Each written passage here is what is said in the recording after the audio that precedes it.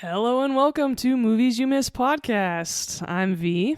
I'm John. And we love reviewing movies without spoiling them. No spoilers here. Just like every episode, all 62, well, now 63 of them. That's right. This is episode 63. How you doing today, John?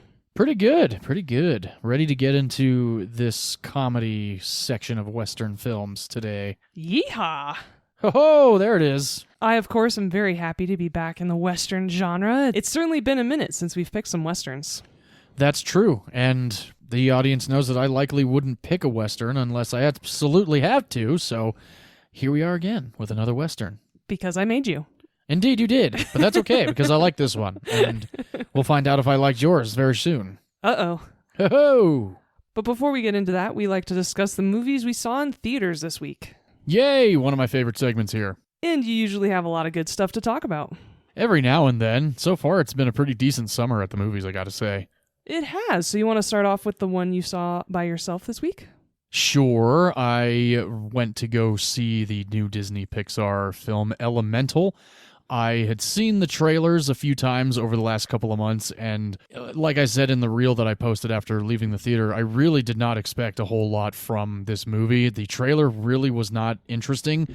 Granted, the animation was great, but I really just didn't really know other than the fact that, it could be some kind of weird love story between fire and water. And while that is a plot point of the movie, there's definitely a lot more that goes on in Elemental. It's a very deep, it's a very sweet story. I very much fell in love with the movie. The soundtrack is fantastic. It reminded me of Soul and Zootopia and Inside Out kind of all meshed into one. I cried for like the last 40 minutes of it. The 3D was spectacular, gorgeous animation. Definitely recommend Elemental for every age group imaginable, really. It is a PG-rated movie, I think, for like peril or something like that and rude humor, but it is a great movie. It's definitely family-friendly and very worthy of giving a theatrical viewing of. Nice. That's so good to hear that Pixar is getting back to its high-quality storytelling. And before Elemental started, we actually got a new Pixar short, which was called Carl's Date, and it's the old guy from Up and his dog getting him ready for a date. And I didn't like it. I thought it was... it's just... I like the movie Up, beyond the fact that it is one of the saddest first 8 minutes of any movie that's ever been produced in the last 55 fucking years. But yeah, Carl's Date was unnecessary in my opinion. Yeah, so I saw that one, and V, you and I went to the theaters twice. Ah, it was such a good weekend. Indeed, it was, and one of which I had already seen on opening weekend, but this one you and I were waiting to see together. We did wait to see it together. I think I speak for both of us when I say we had a hilarious good time. Oh, hell yeah, especially being the only two in the theater. Oh, God. It just gives you the freedom to be as expressive as you want to be. We're both very loud laughers, so yes. I definitely felt like I could just be myself. And I'm talking about the horror satire called The Blackening. Yeah. Definitely an enjoyable hour and a half at the movies. Highly recommend. I think we laughed the entire time. Oh yeah, right from the beginning. There are so many great quips and one-liners and just comments about tropes and stereotypes that I definitely want to watch it again just to try to catch everything or catch everything I missed. Definitely, because that happened as we were laughing the entire time. So my God. Can only imagine there's so much that we didn't hear. Exactly, and I had so much fun watching it with you, and the only thing we commented on is the fact that we wished it had been released in October because maybe it would have gotten a bit more audience reception. Yeah. If they'd done it better time of year. I think summer's kind of the wrong time of year for that kind of movie. I agree and I disagree. Sometimes it can work and it can land, and sometimes it doesn't, and The Blackening literally has only been out for less than a week, so we'll see how it does. Very awesomely, also a good friend of my family's was the director of photography on it. His name was Todd Dos Reis. He had helped me many, many years ago light one of my first short films, and he was my sister's soccer coach when she was growing up. So very Nice. Cool. Yeah, to see his name show up on the big screen and have Tim Story direct, and Tim Story, as we know, directed Barbershop and just a whole bunch of other different films. That very talented guy, and the movie itself and the cast was awesome. So I definitely recommend The Blackening to everybody. Absolutely. It is R-rated, though, so maybe not, entire full families, but it has definitely got some intense language. Yes, it's full of intense language and a lot of violence, but yeah, God, it's so funny from beginning to end. It really is. And then we went to see The Flash the second day after we had seen The Blackening. And like I just mentioned, I did see it on opening weekend, but I'm going to tell you, I really enjoyed it the second time around, even more. I liked it a lot the first time around, but this time I really enjoyed it even more. And I think because, V, I was telling you that when I did see it opening night, there were a lot of people walking in and out of the theater in front of me because I like to sit in the row that's up against, the wall and near the screen. So I was kind of getting a little distracted, but this time around, like, really got to pay a whole lot of attention to the entire thing, and it's definitely a kick-ass movie. It is. I absolutely loved it. I was very pleasantly surprised because obviously I've heard a lot of pretty negative reviews about it, and unfortunately the box office has dropped off a cliff in the second week that it's been open. But I really enjoyed it from beginning to end. I thought the acting was superb, and I also thought all the cameos were really fun. Oh, hell yeah. The storyline was super cool. I love time travel storylines, especially when they use a lot of science in it and say, like, hey, this is how you screw things up, which is great. And the only complaint I had about the movie was that the CGI was pretty terrible. In sequences, not as a whole, though, for a movie. I will argue and say I think from beginning to end, the CGI was terrible. The baby shower sequence was bad. Yeah, that's in the beginning of the movie. Yeah, I know. But then after that, there's a lot of good running sequences. The running sequences are terrible. I disagree. I think all the Batman stuff was awesome. I thought the battle with Zod was kick-ass. And the funny thing is, I don't know how many trailers for The Flash I saw. I think they cut like 9 of them together. And we saw every fucking trailer over the course of these last several months. And I really liked the way that in the trailer they made it seem like a completely different movie. So that actually was kind of fun. So because things get marketed a certain way, and you go in and you're like, that's what it's going to be like, and The Flash is actually completely different than how it's marketed, and I really liked that. It's a lot more serious than I thought it would be, which I think is really good. It had a lot more weight to it and a lot of scenes, especially just the storyline in general. It is a very funny movie without being forced comedy. I think the comedy, was actually a lot less juvenile than recent Marvel movies, which made me really happy. Yeah. No, it's more relatable comedy stuff that you actually could feel like you can truly laugh at instead of being like, okay. Yeah, exactly. Exactly. So, yeah, I mean, overall, it was a very enjoyable movie. And again, like I said, I really think that a lot more people should be watching it because it's actually a lot better than what they're saying. Exactly. Yeah, completely agree. I certainly liked it a lot better than Guardians of the Galaxy Volume 3. I think I did too, and I liked number 3, but I don't know how many times I'd watch number 3. Exactly. The Flash, I would probably watch that one many times because of how very entertaining it was, and Miller cracked me the fuck up. Yeah, despite all of Ezra Miller's problems, and I'm not dismissing them at all. I think they are very real problems and understandable why Ezra is now unfortunately a problematic actor. I've always been a fan of their work. Perks of Being a Wallflower. We need to talk about Kevin. Ezra is a very good actor. Yeah. And it's unfortunate that things have gone the way they've gone because of the decisions that they've made. So I think that might be another reason why The Flash didn't do well. That's be definitely possible. Marketed with their star the way they, could normally do that.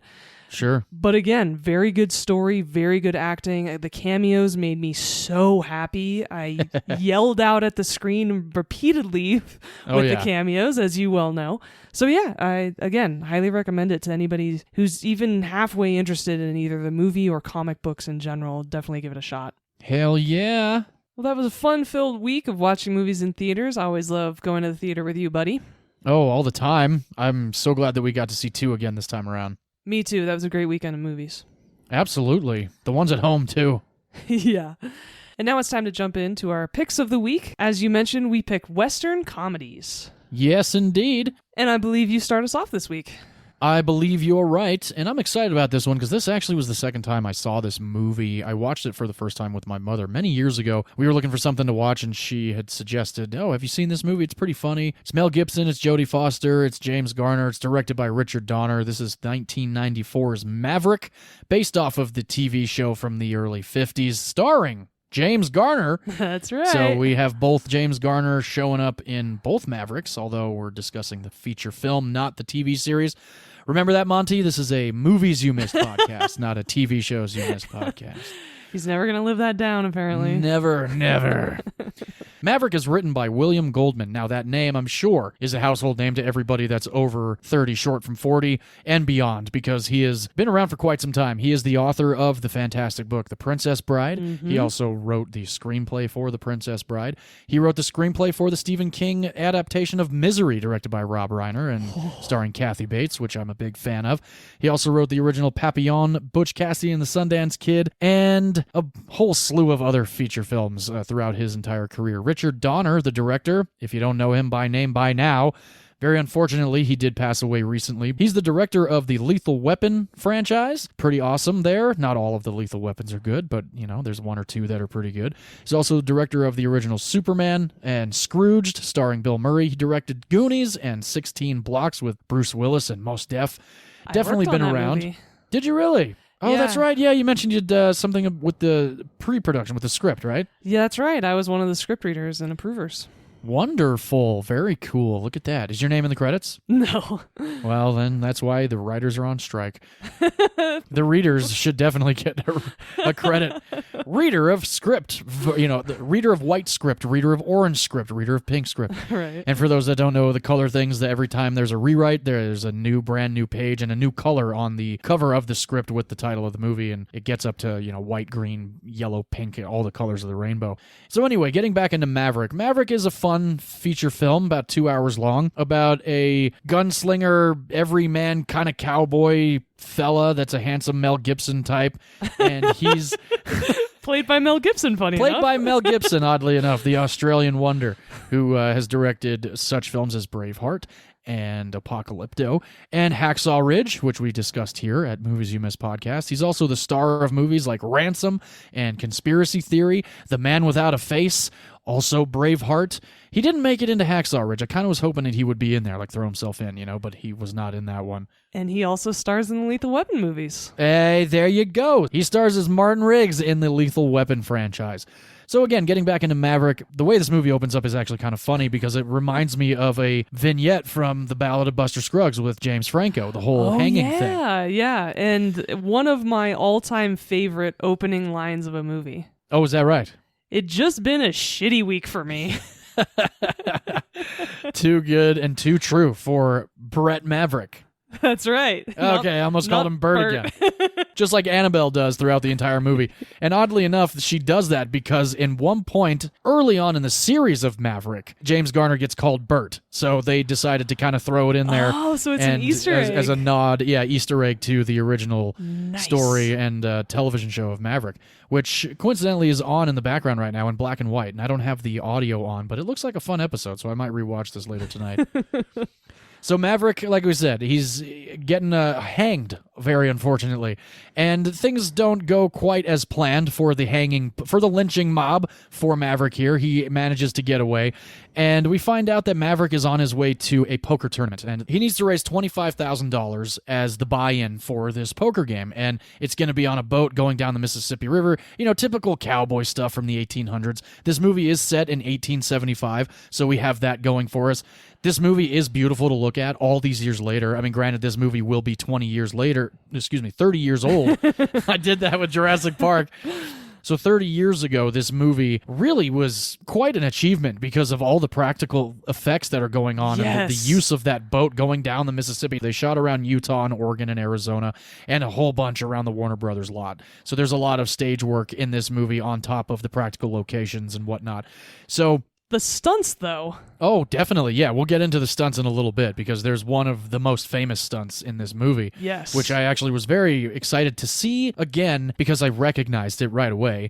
And then another thing is reading about the stunt was actually pretty impressive too. So we'll get into that in just a little bit. Maverick, on his way to collecting this $25,000, the way he's gaining this money is by trying to collect debts that his friends owe him. And we find out that he's just got friends all over the place. And some of them are totally unreliable. All completely unreliable, and that's why he's after that chunk of money from these people because he doesn't have any other money himself. So there's sequences where he ends up, in a couple of saloons in a town, and one of my favorite sequences is when we find out that he's actually in cahoots with the Indians, and they're talking to each other in the native language, and the subtitles are nothing but comedy. And it's one of my favorite parts of the whole movie. And then another way for Maverick to raise money that his friend actually owes him is by being poached as an Indian by the white man, and that is one of the best 10 minutes of Maverick. It's so damn funny. His Indian friend is played by Graham Greene, and for those that don't recognize Graham Greene, he is also in Dances with Wolves with Kevin Costner, and if you have seen Dances with Wolves, he is the one that most famously says, Tatanka. I've only seen Dances with Wolves one time, but I remember Tatanka like it was yesterday. So Graham Greene, head chief of the Indian tribe that Maverick is in cahoots with and is still trying to collect this money. He meets Annabelle, who is this kind of saucy thief of a woman as well, played fantastically by Jodie Foster. Oh, God, she's so good in this movie. She is. She's so good. Everybody's good in this movie, which is the cool thing. Everybody's good in this movie. That is true. There's so much authenticity. She's also gorgeous in this movie. Yeah, when she came on, and I haven't seen this movie in many years. When she came on the screen, and all those bright, velvety colors, and her hair was all up, and she had that parasol. Bustle and corset and old-timey dress. Yes, indeed. Yes, indeed. Definitely a big fan. Yes, it really does. Same. And the funny thing about her character, Annabelle, was not supposed to be as clumsy and fumbly as she comes off in the movie. She just wasn't written that way. But when they ended up shooting the first scene with Mel Gibson and Jodie Foster together, the moment when he takes her parasol and walks away, he was actually supposed to help her down off the carriage, but she ended up falling on her ass instead. And Donner thought that it was the funniest thing. He decided to write in more fumbles and more gracelessness for Annabelle throughout the rest of the movie. And it really worked out, Not because a woman can't be a badass thief back in 1875. It just worked out that she, and I don't want to say this disrespectfully, but she's a little dainty. It's, you kind of look at her as like, oh, maybe she is a little, I don't know, she just played the character very well. It was very convincing. Yeah, absolutely. And the funny thing is, I thought what you were going to say is Jodie Foster not being used to wearing those clothes tripped because she was wearing them. No, Mel Gibson just was not a gentleman while shooting the scene and did not take her hand to help her off the carriage. Well, apparently that's the case in real life too, so. Yeah. Oddly enough, though, they have been friends since making this movie, and they still play poker together, and they ended up working together many years later in a movie she directed called The Beaver, which I actually turned off about an hour in because I just was not getting it. There was something about that one. Was actually his comeback movie after the audio was released from that traffic stop, and then and he had also done the same thing for Robert Downey Jr. Right, yeah. He had Robert Downey Jr. in several of his movies after they worked together on Air America, which is a great movie, by the way. I actually have never heard of that movie. Oh, it's fantastic. I knew of the whole Mel Gibson, Robert Downey Jr. thing. I knew of that. I did not know about this movie, Air America, though. Yeah, it came out in 1990. It's all about how the CIA and Nixon smuggled drugs out of Southeast Asia during the Vietnam War. Okay, well, I gotta check that out for sure. That sounds really fascinating. If it's based on a true story, even more so. Loosely, that's for sure. But yes. Oh, awesome. Cool. I mean, it certainly did happen that the CIA smuggled drugs out of Southeast Asia during Vietnam. And I agree with you. I loved every single encounter with his friends where he's trying to get money back from him, and none of them are good for it. No, not at all. He goes to his friend who's a banker and goes into the bank, and the bank gets robbed. Yeah, that was too good. And that actually brings me to my next piece of trivia, which is just fantastic. If you've seen Maverick, and this is one of those moments where I texted you when watching this movie because I did not remember this part of this movie. During the bank robbery, one of the robbers looks at Maverick, and Maverick looks at the robber, and they do that thing of like, no, it couldn't be. No, it couldn't be. Oh, but it fucking is, because it's Danny fucking Glover, and he says the famous Lethal Weapon line as he's exiting the bank, I'm too old for this shit. And I could not believe that I did not remember that from when I first saw Maverick, because I've seen the Lethal Weapon movies up until the fourth one, and who knows if we're ever going to get that fifth installment, but I just could not believe that went over my head the first time I saw this movie. And you're just kind of like, okay, Richard Donner, Mel Gibson, Danny Glover completely bringing the Lethal Weapon team back together just for a few minutes on screen. And I can only imagine how the theater, and the audience in 1994 just ate that up. Oh, of course. The funny thing is, though, when I watched this movie as a kid, I had not seen the Lethal Weapon movies yet because they were way too violent and full of cuss words for me. So I saw Maverick first, and so when that whole scene played out, I was like, it went completely over my head. Oh, yeah, for sure. It would. It makes sense. And I turned to my dad once when we were watching this movie. I remember when I was a kid. I turned to him and I go, "Is that man famous?" Oddly enough, yes, he is. So that is definitely one of the better cameos in this movie. But this movie is full of cameos of Western television stars and country music stars. So Reba McEntire is in the first 10 minutes of this movie. She walks by camera. She's in the saloon. Then we have Hal Ketchum. We have Vince Gill, Clint Black, a bunch of country artists, which is cool. And I'll be honest, I still think Reba McEntire is pretty hot. I love her. Really, really She's good so for her age. I will always love her because of Tremors. Oh, hell yeah. She How can you not love Tremors? Ever have to work again, and I would still love her. I don't care. She was just so good in it. She was. Everybody was. The soundtrack to this movie is very fun because all of those 90s country stars have songs for the soundtrack, including Clint Black. It was very fun to listen to as in the 90s. Hell yeah. I've really not been a country fan ever, so great. I'm glad that you enjoy the soundtrack. Hey, everyone's opinion is valid. Everyone's opinion is valid, except for your country fan. No, I'm kidding. There's a few country songs out there that I do not mind, but I don't think I could do a whole country concert. But, who knows? So at one point, we do meet James Garner's character. He plays Marshall Zane Cooper. He and Maverick are immediately button heads. Annabelle and Zane Cooper are kind of already flirtatious with each other. And one thing leads to another where Zane Cooper is now traveling with Maverick and Annabelle to collect this money to go to this poker tournament. And they're traveling together because Maverick finds out that Annabelle and Zane Cooper are also on their way to this poker tournament. And the rest of the movie is them getting there and the kerfuffles that they encounter throughout the rest of the movie. And one of those kerfuffles is one of the most famous stunt sequences of the 80s and 90s, it being done practically especially. It's the stagecoach sequence where it's where Maverick goes under the stagecoach, comes up around the back, and then gets on to the front to keep directing the horses where to go. And this apparently was done practically. This was also done by stuntman Mick Rogers. He was Mel Gibson's double for Maverick. And oddly enough, the second unit director, Terry Leonard, was the one that performed this stunt in Raiders of the Lost Ark.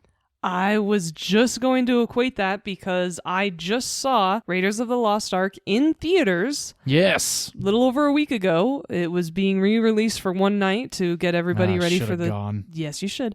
To get everybody ready for the Dial of Destiny. And as soon as I saw Maverick this week, it totally reminded me of Indiana Jones going underneath that Nazi truck. Yes, indeed. And I'm looking forward to the new Indiana Jones. And oddly enough, you did watch it in theaters, but my wife and I ended up putting it on not too long ago either here at home on Disney+. And it looks amazing in 4K, really damn good. I can only imagine how awesome it looked in theaters. So this is a movie that I've seen numerous times. It was a staple in our household growing up in the 90s. My whole family really loved it. And I think one of the reasons is because growing up in a household that we watched a lot of Westerns together because of my father, it turns every Western trope on its head. Because Maverick is the main character, but, he gets made fun of being a coward and being yellow, right? Because he won't just get into a gunfight that every other guy would have gotten, every other star would have gotten into if they were in a Western, right? And then, they talk about the Native Americans in this movie, and they're just completely blunt about our history in America. And one of the things that Maverick says, which is one of my favorite lines in the movie, is because it's so satirical, is they're talking about Indians, and he goes, "Yeah, I try to shoot one a day." And I figure it's their fault, too, for being on our land before we got here. Oh, yeah, and it's just so satirical and really calls out the hypocrisy and the bullshit of how we treated Native Americans back in the day. Definitely. And it was just really, really fun, and I think makes it almost a satire. Yeah, I would agree with you on that. And again, there's not a whole lot of Western comedies. No, so this is definitely why not poke fun at the genre Exactly. And the antagonism between the three main characters of Brett Maverick, Annabelle Bransford, and Zane Cooper. These three, very large mega movie stars of Mel Gibson, Jodie Foster, and James Garner, the way they talk to each other is so funny. Like when he gets so mad that she ruined his shirt. And he's I love that scene. My underwear's from New York. Do you have any idea where the shirt's from? Paris, France. And he spits on her and she wipes her face. Yeah. It's just all these little subtle things that are so unexpected from a Western that make it so fun and hilarious to watch. Absolutely. I completely agree with you on that one. So I'm really glad you picked this movie. Thank you. Oh, yeah. Anytime. I'm glad you enjoy it. And I'm glad that I enjoyed it the second time because, again, it's in the Western genre. Mm-hmm. Like I said before, I will convert you. Yeah. Before the end of this. So far, I've liked most of them. So we'll see how it goes in the future. As I mentioned earlier, there's a lot of country music stars as cameos in this movie. And I also mentioned that there were classic TV Western stars in this movie as well. And majority of them actually are in the poker tournament towards the climax of the movie. And some of those guys are Denver Pyle. He was on the show Wyatt Earp. There's William Smith on Laredo. There's Doug McClure. Oh, yeah. And James Drury on The Virginian, and a couple others as well that, just are there as poker players, which is pretty cool. And James Coburn is also in this movie towards the end. He's the one that's running the poker tournament. He also plays the poker tournament as well with Maverick and Annabelle and Cooper and everybody else that's involved. Gibson actually ended up taking poker lessons and taking lessons on how to draw his gun from his holster, which, cool. I would imagine I would want to do the same thing because I really don't know how to do that. I've held a gun and fired a gun before, but not a 6-shooter or something like that. That would be more relevant for the time of 1875. There was a lot of other actors and actresses in this movie that actually did get cut, unfortunately, because of time constraints. One of them two of them actually in particular, I really would have loved to have seen. The first one would have been Alice Cooper. He had a cameo as the town drunk. They shot his scenes, and then they ended up cutting them because of time.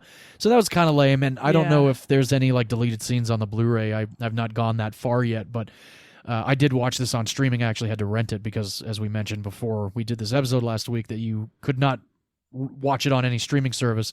So if I can find the Blu-ray with some deleted scenes, maybe they're on there. Yeah. This other deleted scene actually involves an actress that I've worked with before, Linda Hunt, and she played a magician that had a whole bunch of scenes actually cut out of this movie because of, again, time constraints. Whoa. Yeah, and that's a little upsetting because Linda Hunt's awesome, and I've had the pleasure of working with her on NCIS Los Angeles for several seasons, and she's a very sweet woman, and she's exactly how you would imagine her in real life as she is on TV and in every one of her movies. So it's like, is she really acting, or did she just, did it just work out for her? I don't know. But again, she's very awesome, and it would have been cool to see her scene show up in this movie. And that's really coincidental because she was in another Mel Gibson movie, The Year of Living Dangerously, that came out in the 80s. So this would be another time working with Mel Gibson. She is, in fact, in one of the Westerns that I have picked on the list called Silverado. Oh, wonderful. And there you go. She acts very closely with Jeff Goldblum's character, actually. Oh, very cool. Linda Hunt, for those that don't know, like I said, she was on NCIS Los Angeles for a very long time. She's also an Oscar winner. She's in the movie Dragonfly. She's in the movie Stranger Than Fiction. She's Grandmother Willow in Pocahontas. And she's also the inspiration for Edna Mode in the Incredibles films, which are both pretty damn good movies. The sequel was pretty good, I gotta say. Incredibles 2, I really liked. There were a bunch of different actresses also in the possible running to play Annabelle in this movie. One of them is in a movie that we have discussed here in one of our early romantic comedy episodes. She was in a movie with Billy Crystal. Meg Ryan was considered, which is very interesting. I can't picture her anywhere outside of 20th century New York. Well, in a weird way, I kind of could see her maybe, with the curly hair and everything. Like, picture Sally and When Harry Met Sally when they're at the New Year's Eve party and her hair is really curly and up to the side. And just put her in a corset and blue velvet and put that choker around her neck. I think she could probably do it. But it didn't end up working out because she was in another movie. Yeah, she would have the look. I think she'd seem like a fish out of water. And that also could have worked for Annabelle's character. If Foster also did not work out, Julia Roberts and Michelle Pfeiffer were next in line. I could see Michelle Pfeiffer maybe agreed. doing it more than Julia Roberts. Definitely not Julia Roberts. But I'm glad that we got Jodie Foster because Jodie Foster was definitely great. And we get Mel Gibson working with Julia Roberts in Conspiracy Theory. Indeed we do. And actually, Jodie Foster was going to be in Conspiracy Theory, but it didn't work out. I think that's a better casting. I agree with you completely on that one. It all worked out. Yes. V, I don't know if you noticed this when watching the movie. The initials on the stagecoach. No, I didn't. Oh, okay. Well, they were GMC, General Motors Corp., and that's a nod to Lethal Weapon because Mel Gibson drove around a GMC the entire series of Lethal Weapon. So I thought that was kind of funny. Nice. A nod again. Another Easter egg inside joke for Mel Gibson and Richard Donner and Danny Glover, because who knows how long Danny Glover actually was on set. Probably just half a day. Probably. And for those that are curious, the $25,000 that Maverick needs for the poker tournament in today's world, after inflation, etc., comes up to just over $600,000. And the winnings of the poker tournament at just over $500,000 after inflation comes out to just over $15 million. So everybody just keep that in mind. $500,000 in 1875 now is $15 million. I just love that back in the day, what are you going to do? Just pack it on your horse? Pretty much pack it on your horse Christ. And just gallivant around and say you're going to another town. Yeah, I know. It's so funny watching Western movies and every now and then, like, just thinking about what did they do with their time? Like, where did they get all their books that they claim they've read and all this kind of stuff? Because they're always drinking and prostituting and gunslinging, and they're never doing anything really productive. So how do they get all... anyway, but yeah, so that's pretty much the inflation numbers there for Maverick, if anybody was curious. Very cool. The runaway stagecoach scene, as we mentioned, that stunt was done practically, and it really brings forward the dangerousness of some of these practical stunts that are done even today, and I know we've talked about Fast and the Furious 10 and how some of that shit was just ridiculous, but to an extent, practical. Some of it, they do got to drive those cars pretty fast, so I can only imagine, and they got to flip them too, and somebody's got to be in there for that, and I've been on set where we've flipped a car, blown a car up, and people have been inside of it, and it's really intense stuff, so especially shooting a movie on film out in the middle of Utah with a stagecoach, and the horse is running at full fucking speed, and you're shooting that shit however many times, especially because it's on 35 millimeter film. Yeah, good point. I can only imagine. This ended up also being the first film to be released on Kodak EXR 238.6 polyester print film. I'm sure some DPs and camera folks would cream their jeans about that information.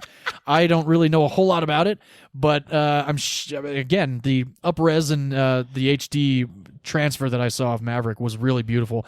Very vibrant, very colorful, kind of like a lot of these older Westerns, especially when they're up-res, like Unforgiven. My 4K of Unforgiven is stunning. And watching Tombstone, I mean, a lot of it is dirt and brown and very plain colors. However, the costumes is where that vibrancy comes in, and it's really just like makes you really not want to take your eyes off the screen. Just reminds me of the green carpet in The Harder They Fall. Yeah, there you go. Exactly. The cool thing about Maverick for the 1995 Academy Awards was it was nominated for Best Costume Design by April Ferry. Yes, she unfortunately did not win, but she got nominated. They definitely are memorable costumes. Do you know who won the 95 Oscar instead of her? It ended up losing to The Adventures of Priscilla, Queen of the Desert for Best Costume Design by Tim Chappell, an Australian designer. Actually, that is very well deserved. That is an LGBT icon movie I've mentioned before on this podcast. Big with drag queens and things like that. So there were a lot of very colorful costumes in that one too. Oh, I can only imagine. Phil Collins also has said that he was in consideration for a role in this movie, Maverick. It didn't end up working out, but he has been on record saying that he was very excited and very disappointed that it ended up not working out for him. Thought you were going to say he was in consideration for doing the soundtrack. Oh, could you imagine? That would have been ridiculous. No, but yeah, that would have been pretty cool if Phil Collins was either in the movie or did the soundtrack. He would have been a fun poker player for sure. Absolutely. So this movie came out on May 20th of 1994. V, I'm curious if you might be able to guess the budget for the movie Maverick. Think about the stars in this movie, the director of this movie, the writer of this movie. That's 5 right there that are likely walking away with a couple mil. Yeah. And then you think of the practical effects, the practical locations, the film stock being the, what is this, the Kodak EXR 2386 polyester film. What do you think the budget was? I was going to guess around $68 million. Wow, you were very close. It was a $75 million budget. Oh, nice. Yes. I almost went with 70. Well, you were close enough, though. Yeah. Opening weekend here in the United States, it ended up pulling in $17.2 million. Not too bad for an opening weekend. Back in the 90s, not bad at all. No, definitely not. The U.S. gross topped out at $101.6 million. Pretty awesome for the U.S. The worldwide gross was $183 million. Oh, sweet. So it did great. It made over $100 million past its budget, which is pretty awesome. So congratulations to everybody involved. And again, this movie came out in 1994. We have done the year 1994. I've discussed the Santa Claus around Christmas time. Very recently, I did True Lies. Both of those came out in 1994. The Lion King was the highest grossing movie. The number one movie in May of 1994. V, what do you think that movie was? It's a funny movie. Your hint is based off of a cartoon. Think old cartoons. Oh, but it's live action? Yes. This is the live action version of the cartoon that was very popular way back in the day. I can give you another hint. Yes, please. Elizabeth Taylor is in it.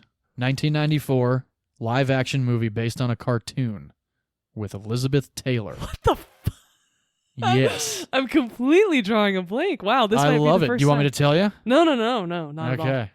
What the fuck? I'm absolutely drawing a blank. I'm really curious. The cartoon was produced by Hanna-Barbera. Is it Rocky and Bullwinkle? Nope. A live action movie based on a cartoon from Hanna-Barbera from back in the day. Elizabeth Taylor's in it.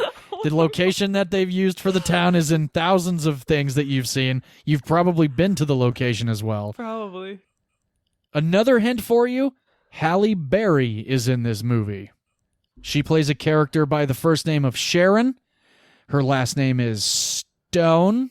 Sharon Stone was actually supposed to play Sharon Stone, but it didn't end up working out. I have no idea what you're talking about. The Flintstones, everybody. The Flintstones. Oh, I have completely blocked that movie from my memory. And it's still good. Never even saw it. You never saw it? Oh. No. I cannot tell you how many I'm times. sorry. Elizabeth Taylor was in the Flintstones? Elizabeth Taylor plays Wilma's mother in the Flintstones also, live action. how dare you not give me the hint of John Goodman when I was completely Because I would have given it away. I got to give you hints that'll throw you off, which I clearly did. It's the first time ever you stumped me. Success. And you know what? Success. I actually don't mind that I couldn't guess the Flintstones because I bet that movie's stupid. It is really bad, but it's awesome at the same time. I don't know how many times I watched that movie growing up. I never did see it in theaters, but I got the VHS, and I have, even to this day, if it's on streaming, I'll watch it. It makes me laugh. It's not good at all, but Elizabeth Taylor's in it. She's Wilma's mom. Rosie Elizabeth O'Donnell. Perkins, Rosie O'Donnell, Rick Moranis. Rick Moranis, yeah. Halle Berry. Yeah. Halle Berry's in that movie? I had no She idea. is. Oh Yep, she plays Sharon Stone.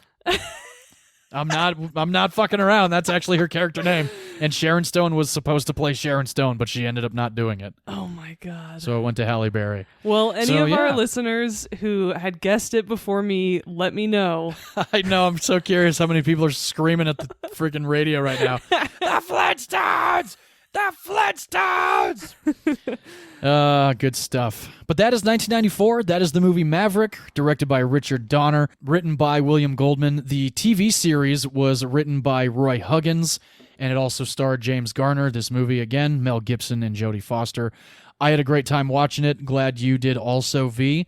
And I'm glad that I was able to introduce our audience to it if nobody's seen it or even heard of it before. So give it a shot. You'd have to purchase it on rental for $3.99 on Apple or Hulu or Amazon.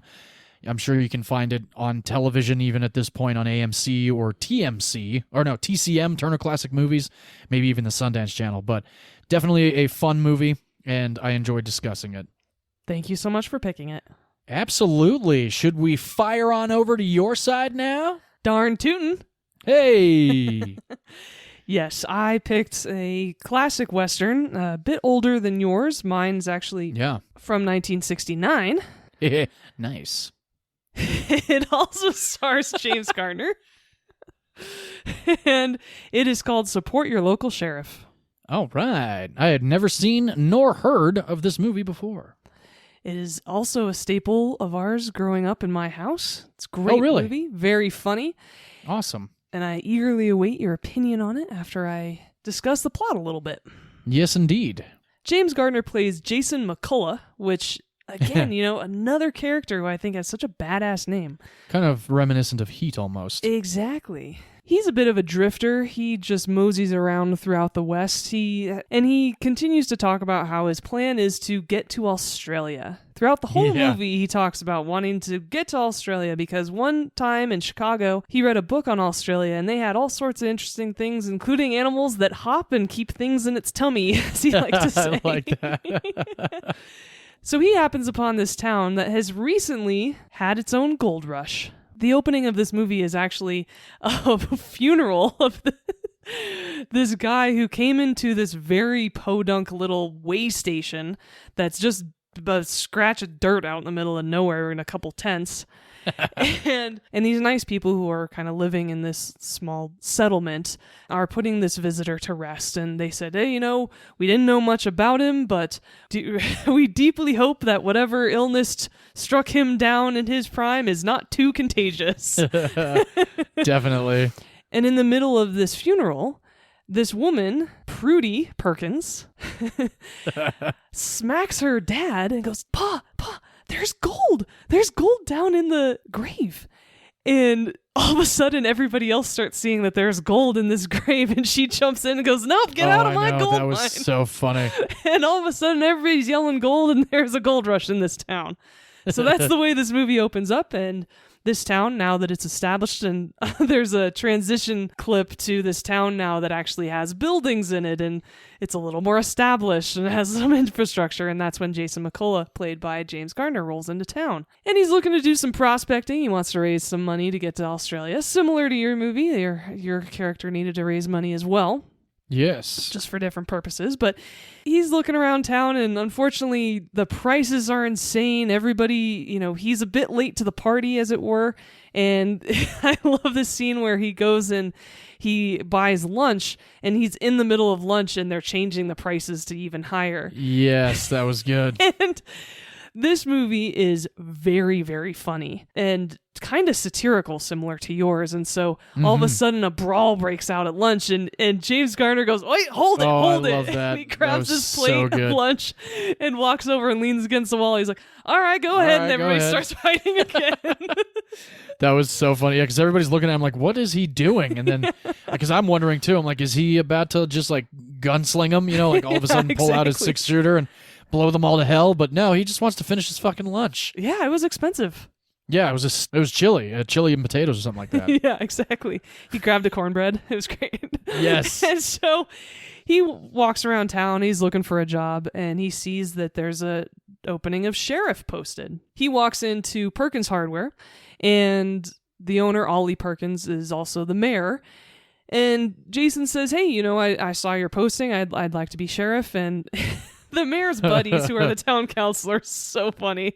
And they're like, oh yeah, let's let him be the sheriff. And yeah, Ollie Perkins is like, now hold on, let me check this guy's credentials, or see if he's been convicted or wanted for any crimes. And the town council's like, shut up, we need a sheriff. And it turns out, unfortunately, they've gone through several sheriffs in recent months, and yes, one of them ran away in his first gunfight. Oh, that was so good.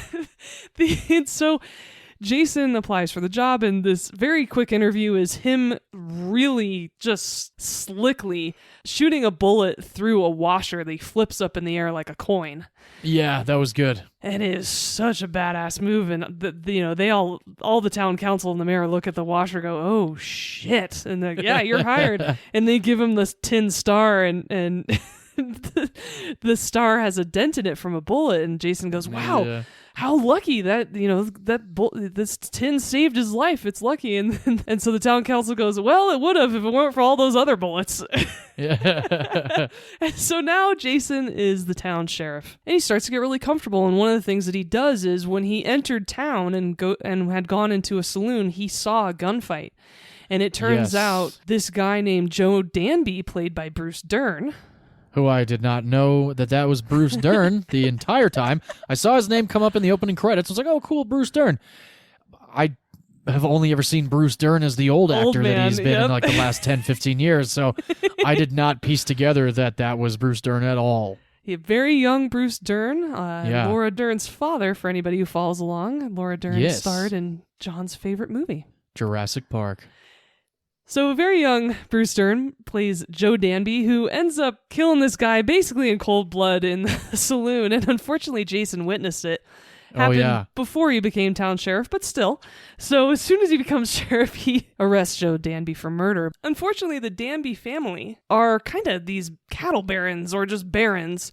Yeah. And really raking everybody across the coals because anybody who's mining gold has to ship their gold across the Danby ranch in order to get to the train. And so they're taking a percentage of everybody's money. They kind of do what they want. You know, they run the town a little bit. And so Jason, being the new guy, doesn't know any of this and is like, yeah, let me go arrest Joe. Yeah. Completely ready to take him down. Exactly. And so he starts a bit of a war between the Danby family and himself, and the town's caught in the middle of it. Mm-hmm. And I love the scene where he talks about arresting Joe because he asked this town citizen named Jake, hey, can you go ahead and go to this saloon? Tell Joe I'll be there in a minute to arrest him. Yeah. And Jake goes, what? Now, I want all you people to quit disturbing the peace. Clean up this mess. Yes, sir. Anything else? You got a name? Jake? Jake, I want you to go into the men's saloon. There's a fella in there by the name of Joe Danby. You tell him I remember his name, and he's under arrest for murder. I'll be in to pick him up in about 20 minutes. You talking to me? You hard of hearing? You want me to tell Joe Danby that he's under arrest for murder? What are you going to do after he kills me? Then I'll arrest him for both murders. Yeah, like that. So he's a real cool cucumber in this movie. I mean, he is really unflappable. And yeah. And one of the reasons is he is an extremely fast draw. Oh, yes. Which probably helps with the confidence. It would help me, that's for sure. And this movie actually also has a bit of a klutzy woman in it. It does indeed. Because Prudence Perkins, the daughter of the mayor and also a well-known citizen in this town, keeps running into Jason. And their run-ins are hilarious every single time, and it just totally reminds me of real life, where you're totally normal, but every time you run into a particular person, it's always when you're out of sorts, or you look terrible, or something's happening. You know, it was one thing, like when I was in my teenage years, like in high school and stuff, and like the girl that I always thought was like hot was walking by. For whatever reason, I would always be eating pizza, and I would take a bite, and the cheese would slip off the piece and slap me under my fucking chin. Every goddamn time exactly the girl walked by, that would happen. Based in reality. That's why it's so funny. Exactly. And so the rest of this movie is Jason continuously talking about, hey, you know, I'm just here temporarily. Yeah, temporary sheriff. And I'm going to be the sheriff while I'm here, but I'm just on my way to Australia, and a lot of things holding him back, including not finding any gold. Right. And also this family really going against him and saying, you know, we're not going to put up with law and order in this town, basically. Yeah, I liked all of that. I especially liked when he finally does arrest Joe Danby. And before all that happens, he does go to the jailhouse and he finds out that there are no bars to even like hold anybody. So what does he do? He finds some red paint and he splatters it in between the line of this jail cell and the line of the office of the police station. I thought that was brilliant because when he does bring Joe Danby in there, Joe looks down and he's like, what is that? He goes, oh, just one of our old prisoners. Before all that, of course, Joe's like, well, there's no bars here. How do you think you're going to hold me? And then he looks down and sees that blood splatter, and all of a sudden he like backs away and sits on the bed, and he's like basically being held by imaginary bars in this fucking jail cell. Just a guy this morning that tried to escape. Yeah, that was the best. Because then you just see those blue eyes of Bruce Dern's, and he's like, what the fuck? And he just like slowly sits back down into the bed.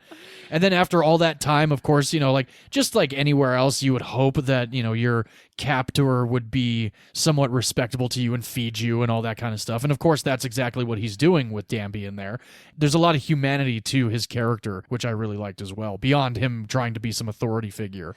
Yeah, absolutely. And he has a really good line for Danby when he arrests him, too, in that scene where he goes, Joe, "You just make me feel tired all over." I was like, what an insult. Yeah, that's a tough one. So yes, this movie is really funny. Not only is the script very witty, but also there is a lot of physical comedy in it as well. And so I'm really glad. It sounds like you enjoyed this movie. Oh, yeah, I definitely did. I remember texting you that this is a funny fucking movie. Yes. I think I was already like 35 minutes in, and I had another solid hour, and I was like, good, I'm glad that this has been consistently entertaining so far. Yes, you did have another solid hour, which is why I wanted to confirm that you enjoyed it the rest of the way as well. Yes, I did indeed. And so there are, as we mentioned, a couple of noteworthy actors in this movie. First of all, James Garner, that we mentioned, being in your movie, he unfortunately died in 2014. He was born in 1928. Ah. He was also in not only our two movies this week, but also The Great Escape, Grand Prix, which is a very legendary racing movie. Ah. Well, that might have to be added to your side of the show here, V. Yeah. He, as you mentioned, was in the show Maverick. He was also in the show The Rockford Files, which was a fun show back in the day. Never heard of that one, I don't think. Oh, yeah. He solves crimes. It's great. Oh, cool. Yeah. As he got older, he was in Space Cowboys. I like Space Cowboys. With James That's Coburn. a good movie. James Coburn, Tommy Lee Jones, Clint Eastwood. Good movie. It Definitely is. a good flick. And he was also in The Notebook. Never saw The Notebook, but I do know that he is in The Notebook. Not a good flick. Oh, I see. I've heard both polar opposites. It's the wonderfulest, no, it's the worstest. It's romantic, blah, blah. It's Ryan Gosling. How romantic could it be? It's just, really championing a super toxic relationship, and I'm not a fan of it. Oh, I see. That's the problem. And Ollie Perkins is played by Harry Morgan. Anyone who ever saw MASH, he was Colonel Sherman Potter. Oh, cool. I've only seen a handful of MASH episodes. I've never seen the movie. Same. Bruce Dern, as you mentioned, is in this movie playing Joe Danby. And he's been in Hang 'em High, The Burbs with Tom Hanks. Oh, wow. All the Pretty Horses. He was in Monster with Charlize Theron. Oh, I gotta see that. I really do. He's also been in a handful of Quentin Tarantino movies. That he has. He was in Django Unchained. He was in The Hateful Eight. I love The Hateful Eight. Speaking of a movie that has very disparate opinions. Oh, definitely. Yeah, I watched that movie one night. I think Amy went to bed, and I was just like, you know what? I'm going to give it a shot. I loved it. I really did. I thought it was badass. I mean, I am a fan of Kurt Russell. Yeah, I mean, the whole cast of that movie is amazing. It's a damn good movie. And one location? Shit. Yeah. It's a bottle episode, basically. Yeah, pretty much. And he was also in Once Upon a Time in Hollywood. You know, it's funny. I think he's in the worst part of Once Upon a Time in Hollywood. You know, we've talked about like musicals and stuff. It's like I could have done without that number. I could have done without the entire Bruce Dern sequence in the movie Once Upon a Time in Hollywood. I love Once Upon a Time in Hollywood. Inglourious Bastards and Once Upon a Time in Hollywood are my two top Tarantino movies. Oh. But I did not like the whole thing with Bruce Dern. I really thought he was a completely useless character. But that's just my opinion. Maybe we should do a Tarantino episode, because I think my favorites would be Kill Bill, one of the volumes. Sweet. We can make sure that is implemented, most definitely. Nice. The last actor I want to talk about in this movie was Walter Brennan. I know that name. He played Pa Danby, so he played Joe's father. Yes. He was born in 1894. He lived to 1974, so he's 80. He had 244 movie credits. Wow. He was in some more famous movies that people will still recognize to this day. He was in Barbary Coast. He was in The Adventures of Tom Sawyer. Ah, okay. To Have and to Have Not with Bogart. He was in also a ton of westerns, including Red River and Rio Bravo. Cool. I've never heard of either of those movies. You've never heard of Rio Bravo?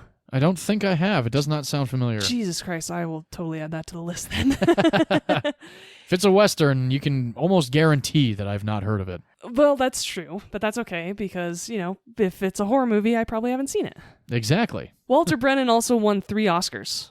Oh, no kidding. Yeah, he was a badass. So he, in 1937, won Best Supporting Oscar for Come and Get It. Cool. Haven't heard of that movie. Not at all. In 1939, he won another Best Supporting Oscar for Kentucky. I've heard of that movie. I've heard of Kentucky. And lastly, he won another supporting Oscar in 1941 for The Westerner with Gary Cooper. Oh, very cool. Yeah, so he had a pretty solid career. It was pretty exciting. I would say so, yeah. Yeah. And this film was written by William Bowers. Now, he might not be recognizable from his name. Mm-hmm. However, he has a very prominent role as an actor in The Godfather Part 2. Oh, really? He's the senator who's asking Al Pacino questions during the Senate hearings. He's got these big glasses and a mustache, and he's balding. And anybody who's seen The Godfather Part 2 will probably remember that scene. So that's William Bowers, and he actually was a writer as well as an actor. And so he wrote a bunch of things, mostly Westerns, and Support Your Local Sheriff is one of them. Awesome. Yeah. Now, there is a movie that's called Support Your Local Gunfighter. Oh, yeah. It was made in 1971, so a couple years after this one came out. It's not a sequel, and it's not related to this storyline. Oh, wow. It just has most of the same exact cast playing similar characters. That is too funny. Which I hadn't ever really heard of before. No, I definitely not at all. Right? No. This movie, I think, is still very funny to this day. I'm so glad you enjoyed it and thought it was hilarious as well. And the AFI included this movie in one of their top 500 funniest American movies lists. Oh, really? Yeah. Very cool. Yeah, it was in the year 2000 list. Awesome. Which is great. Yeah, many years after this movie came out. Exactly. And lastly, I'll say that this movie was actually made by the Artists Union as a way to keep many of the writers, actors, and production crew working and getting credits. Very cool. Yeah, James Garner was actually the only person involved in the movie who made more than scale. Oh, wow. And for anyone who's listening who's unfamiliar with that term, scale is basically the minimum that you're required to pay people for union gigs. Yeah. So that's Support Your Local Sheriff. My father introduced me to this movie, of course. It's a Western, and I still think it's funny to this day, even though it came out in 1969. Nice. And so, even though it's nearing 60 years old. Yeah, it holds up. It's definitely funny. A lot of laughs in this movie. Wholeheartedly agree. And the budget for this movie Oh, yes. was $750,000. Wow. Which I think is the cheapest movie we've ever covered on this podcast. I would definitely think so. I don't think... Well, $750,000. Front cover was under that, so we've got front cover as the lowest budgeted movie that we've done, but this might be the second one. All right, well, I like knowing that fact, and I can tell you in today's money, that would be $6.2 million. Still, not a terrible budget. No, and they had to either build or repurpose a whole Western set for it, too. Oh, wow, that's cool. And for all of you listening, you can watch it right now if you have an Amazon Prime subscription. Which was how I watched it. There you go. So, John, would you watch Maverick with your grandma? Oh, definitely I would have, yeah. Nice. I'm sure my grandmother had seen it already also, but I would have watched it with her, most definitely. Not only did I watch Maverick with my grandma, I also listened to the soundtrack with her, too. That's awesome. And V, would you watch Support Your Local Sheriff with your grandmother? I would, and I probably had. She was a big Western fan, too, so. Nice. Right up her alley, for sure. Hells yeah. Next week, we are going to be getting into some of our favorite Emma Stone roles. And mine is most definitely not La La Land. It is a movie directed by Alejandro G. Iñárritu. If anybody knows him by name, awesome. If not, he is the director of this movie, starring Michael Keaton, Emma Stone, Zach Galifianakis, Edward Norton, Naomi Watts, etc., etc. This is Birdman, or The Unexpected Virtue of Ignorance. And I can't wait to introduce V to this movie. You really like movies with long titles. I know, don't I? Dr. Strangelove, or How I Learned to Stop Worrying and Love the Bomb. Birdman, or... Lots of those. And if you would like to follow along with us, Birdman is available on HBO Max. I will watch my Blu-ray copy. You can also rent it on Apple TV for $3.99. And if anybody has seen it, get ready for some awesome trivia and information on this feature film. V, what are you doing next week? My all-time favorite Emma Stone movie is a very adorable teen comedy based loosely on a book. It's called Easy A. Awesome. A friend of mine is in it, and some friends of mine worked on it, so I can't wait to give you a little bit of info that I know about this movie. Awesome. I look forward to that very much so. And you can watch Easy A if you have a Netflix subscription. I will be watching, yet again, my wife's DVD copy, because Easy A is one of my wife's favorite movies. Nice. Yes. Well, that about wraps us up today here at Movies You Missed. Thank you so much for tuning in. We hope you laughed along with these Western comedies as much as we did. Please give them a shot. They are certainly worth it. And in the meantime, please rate, review, and subscribe to our podcast. It helps so much, and we would certainly appreciate hearing from you. You can also follow us on social media at Movies You Missed Pod. And we like to close out with, film is a form of art, and in art, every opinion is valid, except if you think Westerns can't be comedies. As you now know. As I now know, and I'm glad I know. Yay! Thank you so much for diving into that genre. I do deeply appreciate it. Oh, yes. And apparently now I owe you a horror movie. Indeed you do. We will figure one out in the future. Great. Well, until then, bye-bye, everybody. Cheers, everyone.